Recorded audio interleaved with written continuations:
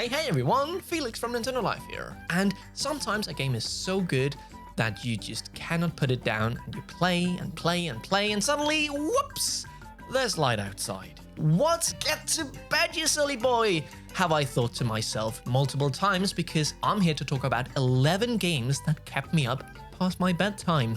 This could either be because I enjoyed the game so much I couldn't put it down, or secondly, there was a midnight launch thing. Some games launch at midnight in your local time zone, so you can stay up and play it as soon as possible. And we're gonna start off with one of those because Super Mario Odyssey was one of those games that I was just incredibly excited to play. I'd gotten back into Nintendo with the Switch, with Breath of the Wild, with Mario Kart, and Mario Odyssey.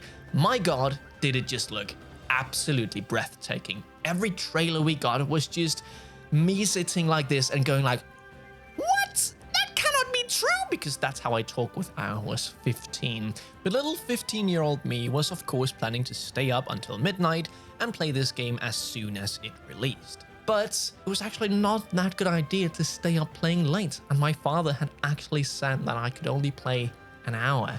I actually played, I think, 3 or 4 hours, so it got quite late. But the reason it was a bad idea was because the day after, I was going to a talk with a potential school I was trying to get into, and I was really tired doing this talk because of Mario Odyssey. But I just remember going around in that first area of the game, this kind of haunted Hadlands kingdom, and it's just so magical. It was so different from any other Mario game I'd played. Now, I'd not played loads, but one of my favorite games growing up was Super Mario Galaxy, so that was my reference point. But in the end, I just enjoyed Odyssey more than Galaxy. I genuinely don't have a lot of complaints about it. The main complaint I see about Super Mario Odyssey is that there's too many moons. Personally, I don't think that's a problem because I'm not a person that goes out and collects every single moon. So to me, it's just like everywhere I go, there's a moon, but I don't really have to go out of my way to find one. There's just always a fun challenge. Oh, whoop, there's a moon. I'm gonna grab that real quick. I just think it's fun. And do you know what I also think is fun? It's the next game on the list. It is Red Dead Redemption 2. Yeah, I didn't specify this would only be Nintendo Switch games because Red Dead Redemption 2, man oh man, when I first booted up the game, I was completely in love. Now that love faded a bit during the course of the full game, but those first 20 hours, I mean, I should only talk about the first night. So let's talk about the initial night, because you start out in this frozen lands, up in the mountains with loads of snow. And it's so pretty. The story is really captivating and you think, man, this is something. And then you get down to the main area of the game. I mean, you can go back to the snowy area later if you want, but you get down to that little town and you set up camp and it's just so, I don't know how else to describe it. Very few games give me that feeling that, man, this is incredibly special, and Red Dead Redemption 2 was just one of them.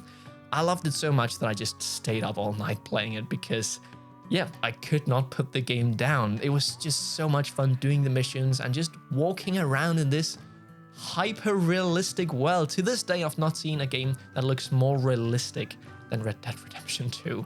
But the next game on the list is not a very realistic looking game, but it is realistic in that you will have fun every single time you play it, because it is Super Smash Bros. Ultimate.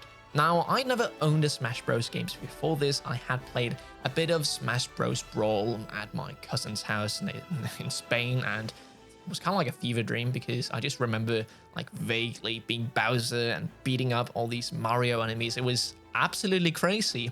And I really fed into all the hype on the internet. I was watching, leak videos, the Grinch leak. Does that ring a bell? I thought it would be completely real. I was very disappointed when it wasn't.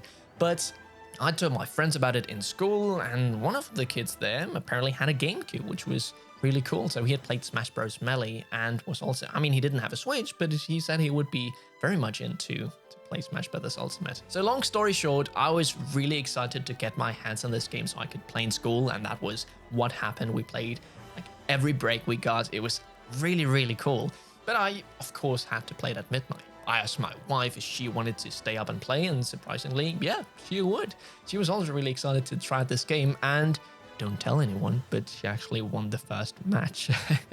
So she always has that on me, and I think she played as Kirby, and she still plays as Kirby, and she's really good, especially with loads of people, because she just jumps out and classic Kirby.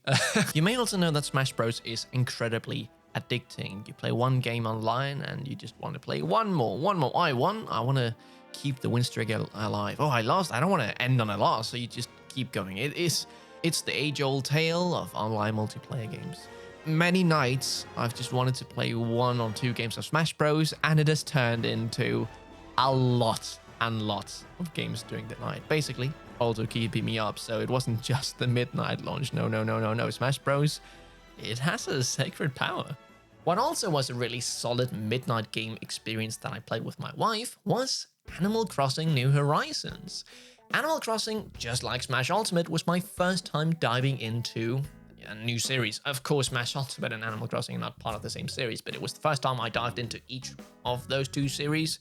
That makes sense, okay? Just like Smash Ultimate, I was incredibly hyped to delve into this new franchise. I had seen all the trailers, I had watched that 30-minute Animal Crossing Direct or whatever it was multiple times. I even remember I was at a friend's house and said, hey, do you want to watch this? And we watched the entire thing just because it was just so magical. It looks so fun getting to explore this deserted island and making it into your own thing. So yeah, me and my wife, we both got the game and waited until midnight, and we played for, I mean, she only played for around 2 hours before she went to bed, where I played for a couple of hours more. I think it got really late, really early, should I say. But this was also around the time when Corona had just hit and the entirety of Denmark had just closed down. I think it was literally like 1 day before or something crazy like that. Either way, I was stuck at my wife's house, so the following week was just me and her playing Animal Crossing. I felt like I got a lot of stuff done in that initial midnight, but a game that's keeping me from getting a lot of stuff done, at least if that stuff is sleeping, is Balatro, because Balatro is the game I now play before going to bed, and that is a very bad combination because Balatro is very, very addicting.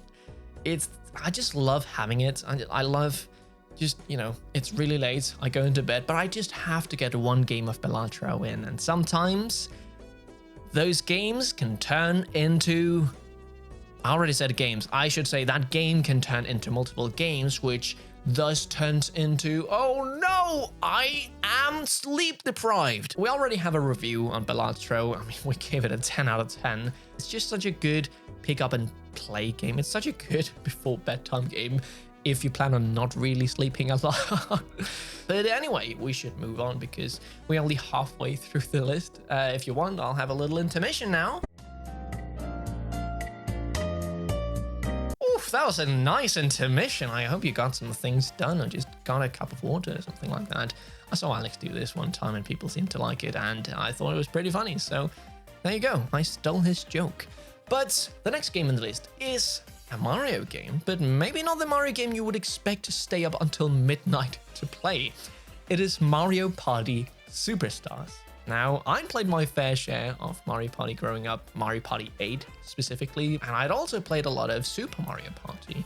But that game, unfortunately, just fell a bit flat the more I played it. I think it was the lack of boards, and of course Mario Party Superstars doesn't have a whole lot of boards either. It only has 5 boards, but those boards are much better in my opinion. Mario Party Superstars is a vast improvement over Super Mario Party, and I was extremely hyped for this game. Like, it just looked to be improving on Super Mario Party, which was really nice. It looked to be faster, it looked to be just more fun. You didn't have to use just a single Joy-Con. You could actually play with a Pro Controller, which was a big step up. A lot of things from older Mario Parties were getting into this game, like you land on a space and suddenly a little Goomba flies down. What? I haven't seen that around ever because I hadn't played the old games before that. Now I have, and every time I was playing, Mario Party 1, 2, and 3, there were so many times where I went like, wait a minute, I know that from Mario Party Superstars.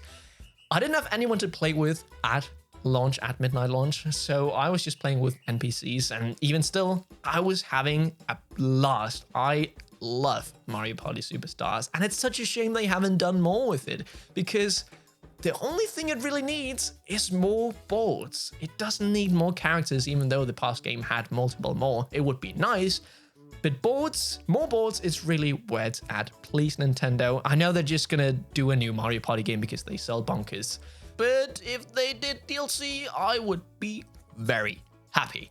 You know what I'm also happy about is that I played The Witcher 3. Now, I played The Witcher 3 a lot, but I didn't stay up too late. Or maybe I stayed up until 1 a.m. or 2 a.m. But there was one night where I stayed up all night playing The Witcher 3. And you know why? I was going around doing all the scavenger hunt quests. So for anyone who doesn't know, the scavenger hunts is where you go around and find like things so you can make really cool armor from other Witcher schools. And it was not because I really wanted all the armors. I mean, I did because my friend had played it and I saw all his armor and it was just so incredibly cool. But also, I was trying to get every quest done in The Witcher 3, which says a lot to how much I enjoyed this game, because I really don't like to do a lot of extra stuff. But here I did, and I stayed up all night looking for these, you know, different school gear things. And I remember like literally playing like this. You know, I was absolutely tired. But I did manage to find them all, and I did manage to finish every quest. At least I think maybe there's some quest where you need to talk to a specific person, and I didn't do that. At least every quest in my catalog I did. And I'm quite proud of that. But you know what I'm also proud of is finishing the Great Ace Attorney. Wow. 2 exceptional games in this masterful collection. The first one, very good, very good. The second one ties everything together and is just mind-boggling, like 10 out of 10 experience. So incredibly good. But specifically what kept me up an entire night was the last case of the last game, because I had sat down like fairly late into the day thinking, okay, I'm gonna finish it today. And the case just kept escalating. There was new stuff happening, new plot twists, and it just kept me hooked. And suddenly, you know, it was very late and I was still playing the game. I had to finish it. And man, one of the best endings to any game. If you like video games at all and have a somewhat good attention span, you should definitely pick up this game and play it, because it's one of those games that I think a lot of people would be a bit, or are a bit put off by, because it's a lot of reading, it's a lot of, you know, it's not very fast in paces, but man, is it worth it. And you know what's also worth it? The next game I'm going to talk about. It's Xenoblade Chronicles Definitive Edition. I stayed up until midnight to play this game. It's kind of weird. I don't know why, because I don't remember being like really hyped about the game. I don't remember really watching any trailers. I think just a couple of days before it came out, I thought, it might actually be a good time to get into this. People say it's a masterpiece, and now it's getting this re-release on Switch with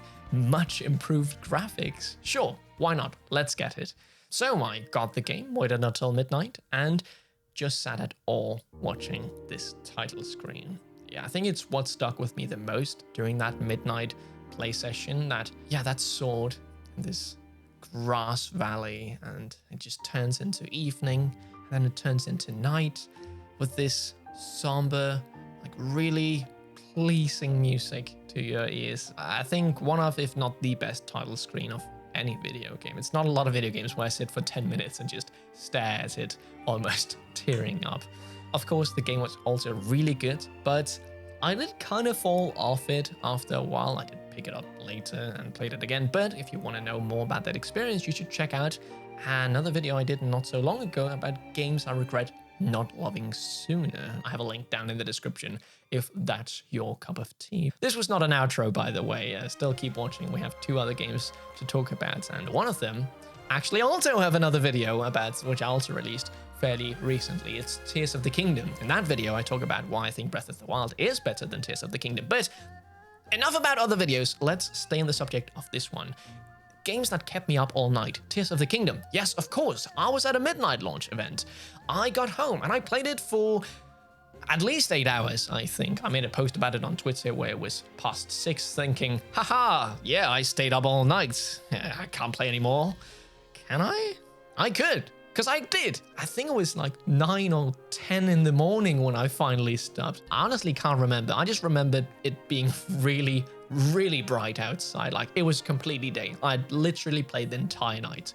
And man, what a night it was. Tears of the Kingdom, the first, I think 10, 20 hours. My God, what an experience. Up on the Sky Islands, diving down to Hyrule, standing and looking over what you once like traveled around on Breath of the Wild. I think that moment is my favorite part of Tears of the Kingdom. It was so magical. But again, I already talked about this in another video, so you can also check that in the description down below. Now, we only have one more game to talk about, and it's a game I'm playing through right now, and it's a game that everyone says it's so incredibly good, and I, for 2 years, thought, I couldn't get into it. It just wasn't a game for me. But people kept going on about how good just this game and franchise is, so I decided to give it another go.